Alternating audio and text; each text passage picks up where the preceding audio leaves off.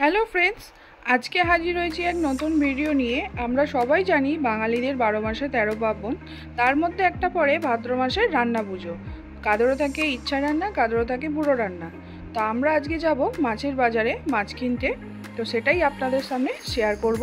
তো দেখতে থাকুন, সঙ্গে থাকুন। আমরা এখন চলেছি সাঁকরাইল মাছের বাজার, যেখানে পাইকারি রেটে অনেক রকম মাছ পাওয়া যায়, সেটাই আপনাদের সামনে তুলে ধরবো। তো দেখতে থাকুন। আমরা যাব এখন আলামপুর পেরিয়ে এখন ধুলোগড়ের দিকে।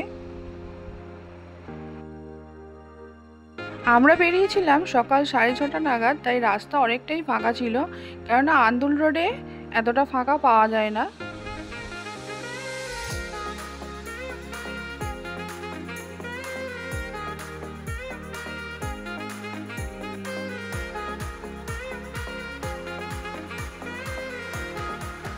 আমরা এখন চলে এসেছি ধুলোগড় চৌরাস্তা মোড়ে। তো সেখান থেকেই বাঁদিক টার্ন মেরে চলে যাব এখন সাঁকরাইল মাছের বাজারের দিকে। তো দেখতে থাকুন।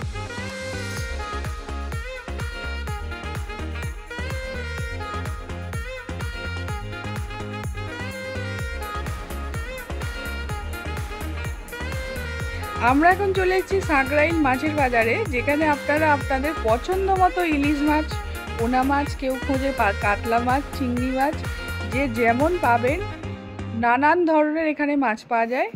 আপনাদের যেরকম পছন্দ মতো দামে নানান রকম প্রাইসে এখানে মাছ পাওয়া যায়, জ্যান্ত থেকে এবং বরফের নানান রকম। তো দেখতে থাকুন, দেখুন নানান ধরনের মাছ এখানে পাওয়া যায়।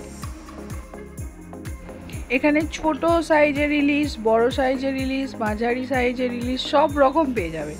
আপনারা যেমন খুঁজবেন সেরকম সব পাওয়া যায় এখানে। কেউ এখান থেকে পাইকারি রেটে নিয়ে গিয়ে কেউ ব্যবসাও করে। এখানে বড় বড় মানে চিংড়ি মাছও পাওয়া যায়, মানে দারুণ, মানে কম দামি একেবারে।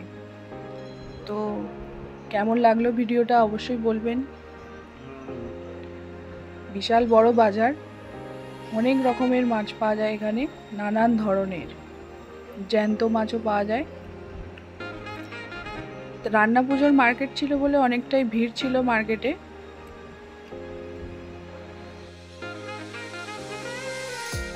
এখানে গলদা চিংড়িগুলো ছিল না, মানে দারুণ সাইজের, মানে হেভি যাকে বলে।